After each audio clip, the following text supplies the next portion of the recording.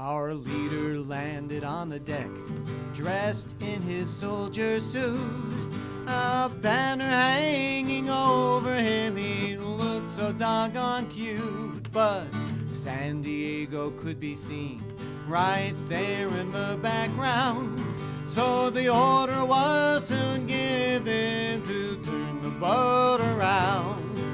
It's time to turn the boat around, that's what the people say. The course our leader's setting is exactly the wrong way. The compass reads disaster, you run us hard aground. So it's time to fire the skipper and to turn the boat around. He said that there was danger right there in white and black, and the cause of all that danger was in faraway Iraq. Weapons, terror, poison gas, nuclear weapons too, all waiting poised and ready to be used on me and you. Well, it's time to turn the boat around, that's what the people say. The course our leader's setting is exactly the wrong way.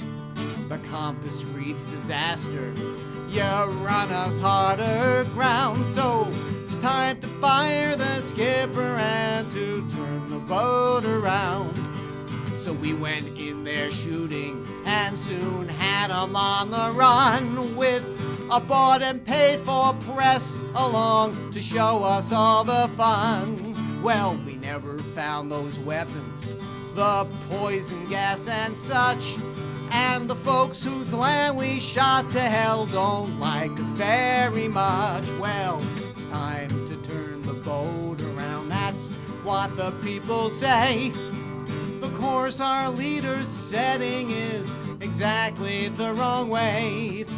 The compass reads disaster, George, you've run us hard aground. So it's time to fire the skipper and to turn the boat around.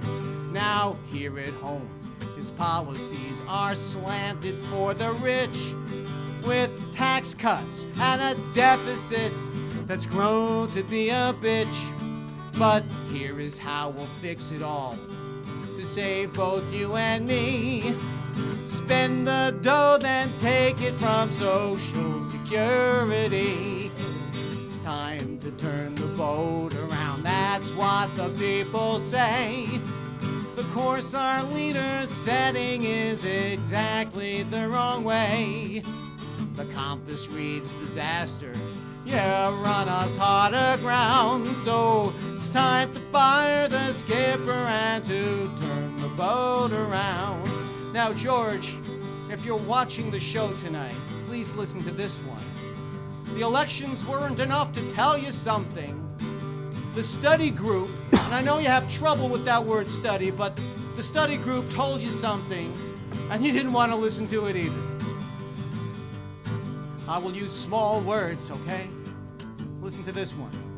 Now, this is called the Ship of State. It's not a photo op, yes, and when it comes to fighting, it is bloody hard to stop. But if we could turn a carrier to try to fool the press, then we could turn this country around and get out of this mess. Well, it's time to turn the boat around, that's what the people say. The course our leader's setting is exactly the wrong way. The compass reads disaster, you've run us hard aground. So it's time to fire the skipper and to turn the boat around. Yes, it's time to fire the skipper and to turn the boat around.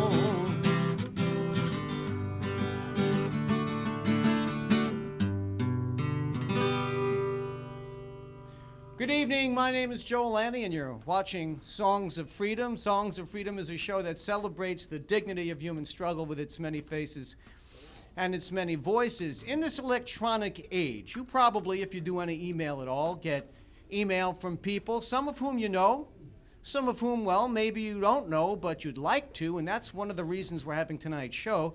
Ted Glick has been an activist, I would say, his entire adult life, and we're going to get to that in a few minutes.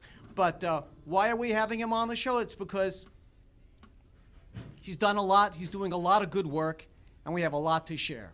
Stay tuned, don't go away. Welcome back, I'm Joel Landy. You're watching Songs of Freedom, and joining us in the studio now is Ted Glick.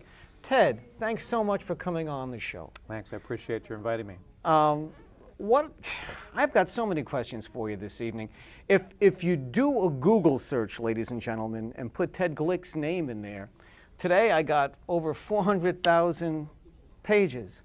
What have you been doing that puts you out there so much? Actually, I honestly believe the primary reason is because I've been writing for the last 7 years. I've been writing a column every 2 weeks. I call it my Future Hope column.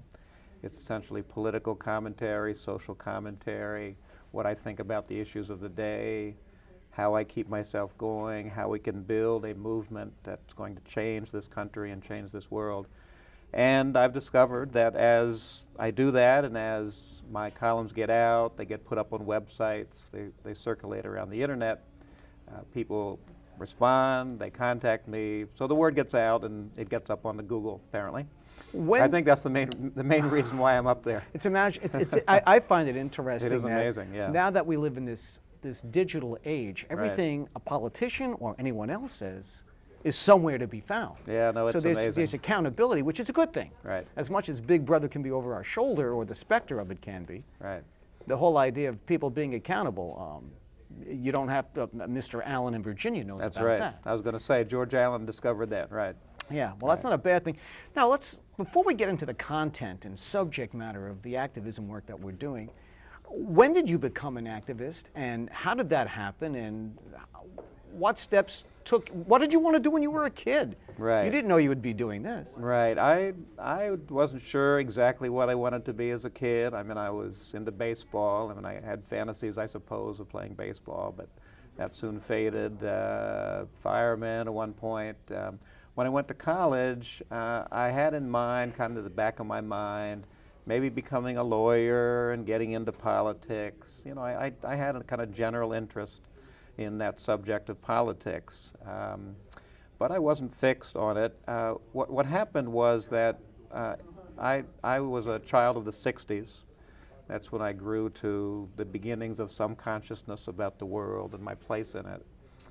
And I definitely was affected by the civil rights movement, not as somebody who was actively involved with it, but as somebody who was following it. My father actually was involved to some extent in the town where I grew up in Lancaster, Pennsylvania. He actually went down to Selma for the march in 1965 when Dr. King called for people to come and join them. So there was some of that in my background. I was learning about the Vietnam War. But the specific, I mean, I can trace to the actual day when I became an activist and an organizer, and that was April 4th, 1968, when Martin Luther King was assassinated. I had heard him speak in person twice, once in Lancaster when I was a teenager in high school, and then once when I was at college in Grinnell, Iowa. That's where I went to school for a couple of years. I was definitely very affected by that, and what I did was I wrote up this little petition essentially saying something like, we call upon the Congress to take action to deal with the conditions that led Dr. King to do what he did. And I put that up on the wall of the building where all the students came to get their mail, and in a couple of days about half the student body had signed it, and I sent that off to Congress and so on. And that's literally what got me going. And I've been active ever since around the whole range of issues, war and racism and tenants' rights and community issues and women's issues and racism and the climate now, global warming. I have no regrets about what I've been doing. I wish that things were much better than they were. I wish that social change happened much more quickly than it does, but I feel good about what I've done with my life and what I plan to continue doing until the end of my life.